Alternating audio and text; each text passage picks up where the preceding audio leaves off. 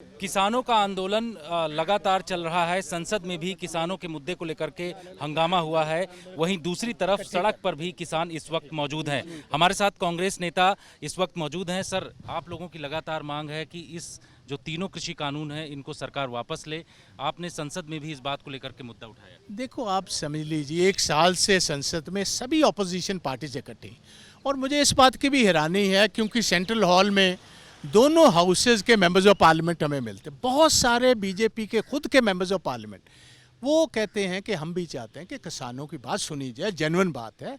अगर मोदी साहब कहते हैं हम किसानों के हक में ये कानून लेकर आए हैं, और किसानों का कहना ये डेथ वारंट है हमारे लिए, अगर कानून नहीं वो चाहते जिसके बेनिफिट के लिए लाए तो वापस ले लीजिए।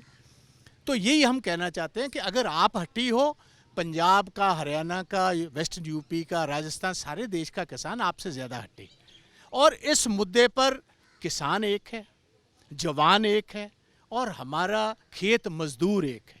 तो इस इतने बड़े संघर्ष में 400 से ज़्यादा लोगों ने शहादत दे दी है।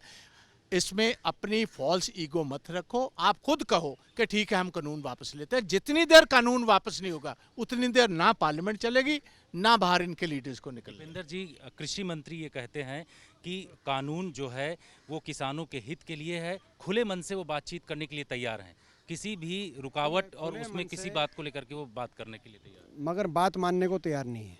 कृषि मंत्री जी का ये बयान है कि हम किसानों की कोई बात नहीं मानेंगे, मगर खुले मन से बातचीत करेंगे। ये कौन सी बात हुई? तो ऐसा राजहट, ऐसा अहंकार मैंने देखा नहीं। 8 महीने से देश का किसान शांतिपूर्ण संघर्ष कर रहा है। 400 से ज़्यादा शव इन धरनों से पंजाब, हरियाणा, वेस्टर्न यूपी के गांव के अंदर यहाँ से जान कुर्बान हो चुकी, शव वहाँ लौट चुके हैं।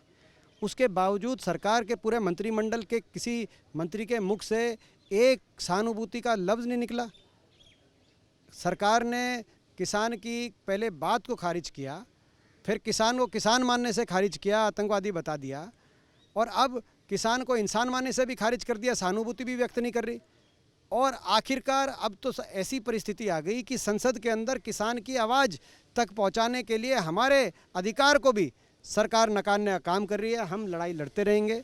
सरकार को हम कहना चाहते हैं, अविलंब सरकार हमारे प्रस्ताव को, जो बाजवा साहब और हमने एक प्रस्ताव दिया है किसानों के मुद्दे पर चर्चा करने का, उस प्रस्ताव को सरकार स्वीकारने का काम करे और बातचीत कराए। ठीक, बिल्कुल।